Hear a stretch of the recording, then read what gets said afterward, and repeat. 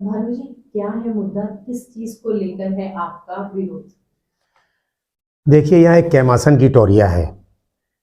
Actually ये पहाड़ है, लेकिन टोरिया के नाम से ये फेमस है। श्रद्धा का केंद्र है और लाखों भक्त माँ के दर्शन करने आते हैं। काफ़ी ऊंचाई पर बना हुआ है।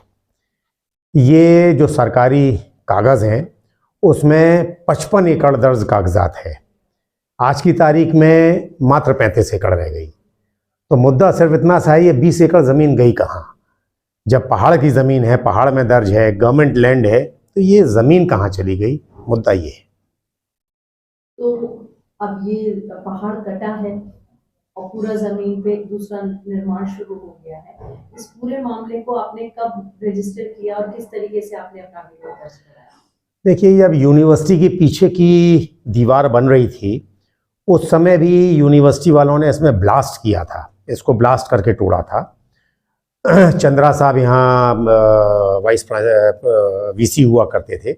उस समय भी हम लोगों ने जाके ऑब्जेक्ट किया था कि भाई ये पहाड़ ऊपर है, हम लोग मंदिर में जाते हैं, आप नीचे अगर ब्लास्ट करके इसको तोड़ोगे। तो उन्होंने कहा कि नहीं, ये यूनिवर्सिटी की लैंड है। तो हमने कहा यूनिवर्सिटी की लैंड है, आप ब्लास्ट मत करो। अगर ये आपकी लैंड है तो गवर्नमेंट की है, आप बिल्कुल उसको तोड़ लीजिए। तो ये आज से करीब 15 साल पहले, 18 साल पहले की बात है, तब ये मुद्दे को हम लोगों ने उठाया था। लेकिन उसके बाद ये फाइलों में खो गया कहीं ना कहीं। ना उन्होंने कोई कार्रवाई करी, ना ही प्रशासन इसमें आगे आया। अब अभी कुछ दिनों पहले जब हम पुनः यूनिवर्सिटी गए थे, तो यूनिवर्सिटी के पीछे खड़े होकर जब देखा कि पहाड़ का लगभग 200-250 फीट ऊपर से स्ट्रेट नीचे काट दिया गया है। उसके बाद लेखपाल के पास गए, वहाँ मालूम किया तो ये मालूम पड़ा हमको कि ये तो लगभग 10-12 साल से ये पहाड़ कट रहा है। इसमें प्रशासन को भी मालूम है, इसमें नगर निगम को भी मालूम है, इसमें जेडीए को भी मालूम है क्योंकि नक्शे दाखिल हुए हैं, इसमें खनन अधिकारियों को भी मालूम है क्योंकि यहाँ से डंपर भर भर के मुरम गई है। तो सारे अधिकारी अवेयर तो रहे, लेकिन उन्होंने कोई कार्रवाई नहीं की। तब जाकर फिर हम लोगों ने एक लेटर डीएम को दिया, और परसों जब कमिश्नर साहब को दिया तो कमिश्नर साहब थोड़े सचेत हुए और उन्होंने कहा नहीं, ये मसला तो बहुत बड़ा है। 20 एकड़ ज़मीन, वो भी इतनी बहुमूल्य ज़मीन, अगर हमारी गवर्नमेंट की चली जाती है तो इस पर तो एक्शन होना चाहिए। अब क्या कार्रवाई कर रहे हैं, क्या कार्रवाई नहीं कर रहे हैं, ये 1000/1386 नंबर है, 55 एकड़ है, पहाड़ में दर्ज है। इसका एक केस भी एसडीएम कोर्ट में चल रहा है या चला था। उसमें भी ये सारे एविडेंस आए हैं जो हम बोल रहे हैं कि इट्स ए गवर्नमेंट लैंड। अब दुर्भाग्य ये है कि गवर्नमेंट लैंड है और गवर्नमेंट ही कटवा दे, तो हम और आप क्या कर लें? जब ये कट रही थी तब भी गवर्नमेंट को मालूम था, और आज ये कटना लगभग थोड़ा स्लो हो गई है, तब भी गवर्नमेंट को मालूम है।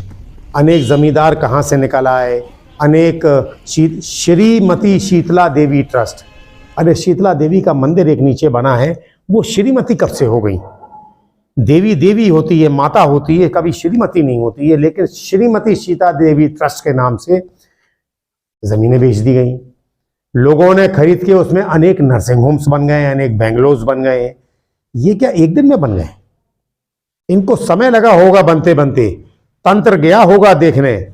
जब इन्होंने अप्लाई किया होगा, अप्लाई नहीं भी किया हो तो कहाँ गए वो जेडीए के उस हल्के के इंजीनियर, कहाँ गए वो पटवारी, कहाँ गए वो लेखपाल, कहाँ गया वो नगर निगम का जो पेबस्त आदमी वहाँ होते हैं जो काम करते हैं। इन सब के सामने पहाड़ कट रहा था और इनने अगर नहीं बताया तो कहीं ना कहीं संलिप्तता दिखती है। इसमें संलिप्तता जिलाधिकारी की, उस समय के जिलाधिकारियों की दिखती है कि जिलाधिकारी जी आप यहाँ पेबस्त रहे, आपने इसको रोका क्यों नहीं? अब ये पेबस्त अगर जो अधिकारी अभी भी कार्य नहीं करेंगे तो इनकी संलिप्तता भी दिखेगी कि हमने आपको बता दिया, सारा का सारा पत्र आपको जाके दे दिया। देखिए, इसमें मैम सुप्रीम कोर्ट की एक रूलिंग आई है। सुप्रीम कोर्ट ने स्ट्रेट फॉरवर्ड कहा है कि पोखर, तालाब, टोरियां, पहाड़ियां, पहाड़ ये पृथ्वी पर संतुलन रखने के लिए बहुत आवश्यक हैं। इनको सुरक्षित रखना हमारा दायित्व है। अगर ये पृथ्वी से गायब हो जाएंगे तो कल ऊपर के वर्षा देवता भी हमसे रूठ जाएंगे। हमारे यहाँ जो सूखा पड़ता है उसका मेन कारण भी ये है कि पहाड़ हमारे काटे जा रहे हैं, गोल होते चले जा रहे हैं। और काटने वाले कौन हैं? यही तंत्र है। जो NHAI जिस समय बन रहा था, हमने 20 20 एप्लीकेशंस थी उस समय के भारत सरकार में, जो कांग्रेस की सरकार हुआ करती थी, लेकिन NHAI को उन्होंने नहीं रोका उन पहाड़ों को काटने से। एक पेड़ को काट के अगर आपने काट दिया है, बीच में सड़क में आ रहा है, तो आपको 5 पेड़ लगाना है। वो एक पेड़ तो काट दिया गया, वो 5 पेड़ कहाँ गए किसी को नहीं मालूम। तो तंत्र भी उतना ही दोषी है जितना हम और आप दोषी हैं।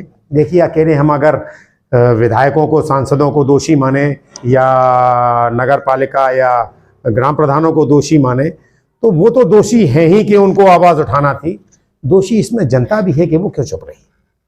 उनको भी आगे आना चाहिए था। उनका पहाड़ कट रहा है, किसी के पिता का पहाड़ नहीं है कि काट के आप ख़त्म कर दो। ये हमारी संपत्ति है, बुंदेलखंड की संपत्ति है। इस धरा को बचाने का दायित्व हम सबका है। जब कोई नहीं आया तो हम लोग आए। ये हमारे लीगल एडवाइज़र हैं प्रदीप नाथ झा। जो भी कोर्ट में केस जाता है, कोर्ट में केस जाएगा, हाई कोर्ट हम इसको ले जाएंगे।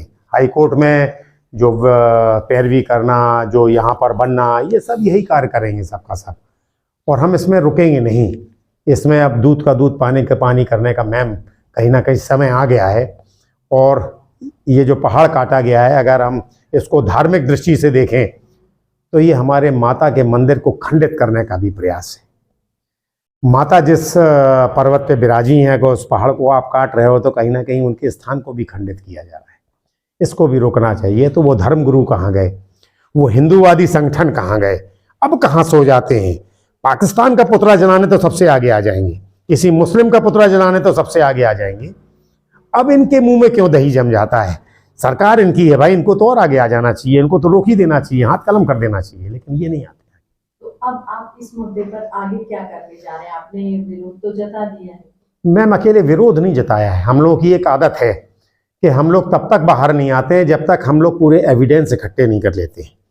और जब एविडेंस इकट्ठे करने के बाद हम उस मुकाम पर पहुंच गए और हमने ये देख लिया कि ये मुद्दा कहीं ना कहीं बहुत संगीन है, ये मुद्दा अरबों रुपए की ज़मीन का है, ये मुद्दा अरबों रुपए की मुरम के जाने का है, ये हमारा नहीं है, ये हमारे बुंदेलखंड क्षेत्र की धरा का है। इसलिए हम इसको उस मुकाम तक पहुंचाने का प्रयास करेंगे जिस मुकाम तक पहुंचाने में लोकतंत्र हमें शक्ति प्रदान करता है। हम विरोध करेंगे, हम धरना देंगे, हम प्रदर्शन करेंगे, हम काले झंडे दिखाएंगे, हम मंत्रियों का घेराव करेंगे, हम सब कार्य करेंगे। प्रशासन से आप क्या चाहते हैं? प्रशासन से सिर्फ यही चाहेंगे कि ये आपकी संपत्ति है, आप इसको रोकने का काम करें, और अगर आप नहीं रोकते हो तो ये माना जाएगा कि आप भी इसमें सम्मिलित। बहुत बहुत धन्यवाद। आप इस मुद्दे को उठा रहे हैं, हमारी बात को आगे ले जा रहे हैं। कोटि शाह आपको नमन करता हूँ।